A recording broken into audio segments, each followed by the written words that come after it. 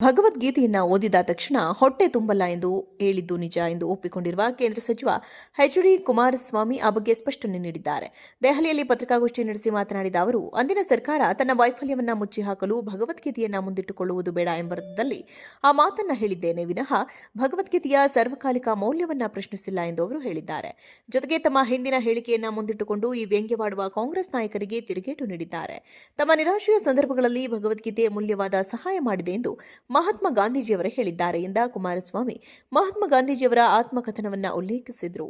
ನಮ್ಮ ಸಂಸ್ಕೃತಿ ಪ್ರತಿಯೊಬ್ಬ ಮನುಷ್ಯನಲ್ಲಿ ಇರಬೇಕಾದ ಶಾಂತಿ, ಸೌಮ್ಯತೆ, ಸಂಯಮ, ಬಾಂಧವ್ಯ, ಶಿಸ್ತುಬದ್ಧ ಬದುಕಿಗೆ ಭಗವದ್ಗೀತೆ ಪ್ರೇರಣೆ ನೀಡುತ್ತದೆ ಎಂದು ಕುಮಾರಸ್ವಾಮಿ ಹೇಳಿದ್ದಾರೆ. ಸಂವಿಧಾನದ ರಕ್ಷಣೆ ಬೇರೆ ವಿಚಾರ. ಸಂವಿಧಾನದಿಂದಲೇ ನಾನು ಮಂತ್ರಿ ಆದೆ, ಆದರೆ ಸಮಾಜದಲ್ಲಿ ಮನುಷ್ಯನ ಬದುಕು ಹೇಗಿರಬೇಕು ಎಂಬ ಸಂದೇಶ ಭಗವದ್ಗೀತೆಯಲ್ಲಿದೆ ಎಂದು ಕುಮಾರಸ್ವಾಮಿ ಪ್ರತಿಪಾದಿಸಿದ್ದಾರೆ.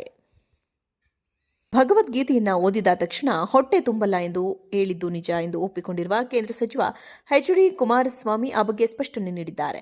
ದೆಹಲಿಯಲ್ಲಿ ಪತ್ರಿಕಾಗೋಷ್ಠಿ ನಡೆಸಿ ಮಾತನಾಡಿದ ಅವರು, ಅಂದಿನ ಸರ್ಕಾರ ತನ್ನ ವೈಫಲ್ಯವನ್ನ ಮುಚ್ಚಿಹಾಕಲು ಭಗವದ್ಗೀತೆಯನ್ನ ಮುಂದಿಟ್ಟುಕೊಳ್ಳುವುದು ಬೇಡ ಎಂಬರ್ಥದಲ್ಲಿ ಆ ಮಾತನ್ನ ಹೇಳಿದ್ದೇನೆ ವಿನಃ ಭಗವದ್ಗೀತೆಯ ಸರ್ವಕಾಲಿಕ ಮೌಲ್ಯವನ್ನ ಪ್ರಶ್ನಿಸಿಲ್ಲ ಎಂದು ಅವರು ಹೇಳಿದ್ದಾರೆ. ಜೊತೆಗೆ ತಮ್ಮ ಹಿಂದಿನ ಹೇಳಿಕೆಯನ್ನ ಮುಂದಿಟ್ಟುಕೊಂಡು ಈ ವ್ಯಂಗ್ಯವಾಡುವ ಕಾಂಗ್ರೆಸ್ ನಾಯಕರಿಗೆ ತಿರುಗೇಟು ನೀಡಿದ್ದಾರೆ.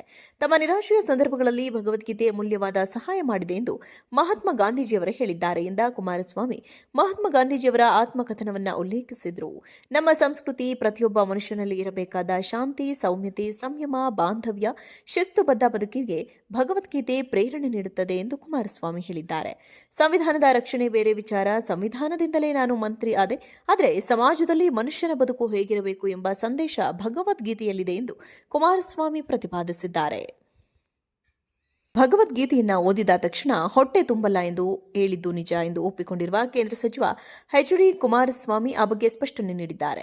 ದೆಹಲಿಯಲ್ಲಿ ಪತ್ರಿಕಾಗೋಷ್ಠಿ ನಡೆಸಿ ಮಾತನಾಡಿದ ಅವರು, ಅಂದಿನ ಸರ್ಕಾರ ತನ್ನ ವೈಫಲ್ಯವನ್ನ ಮುಚ್ಚಿಹಾಕಲು ಭಗವದ್ಗೀತೆಯನ್ನ ಮುಂದಿಟ್ಟುಕೊಳ್ಳುವುದು ಬೇಡ ಎಂಬರ್ಥದಲ್ಲಿ ಆ ಮಾತನ್ನ ಹೇಳಿದ್ದೇನೆ ವಿನಃ ಭಗವದ್ಗೀತೆಯ ಸರ್ವಕಾಲಿಕ ಮೌಲ್ಯವನ್ನ ಪ್ರಶ್ನಿಸಿಲ್ಲ ಎಂದು ಅವರು ಹೇಳಿದ್ದಾರೆ. ಜೊತೆಗೆ ತಮ್ಮ ಹಿಂದಿನ ಹೇಳಿಕೆಯನ್ನ ಮುಂದಿಟ್ಟುಕೊಂಡು ಈ ವ್ಯಂಗ್ಯವಾಡುವ ಕಾಂಗ್ರೆಸ್ ನಾಯಕರಿಗೆ ತಿರುಗೇಟು ನೀಡಿದ್ದಾರೆ.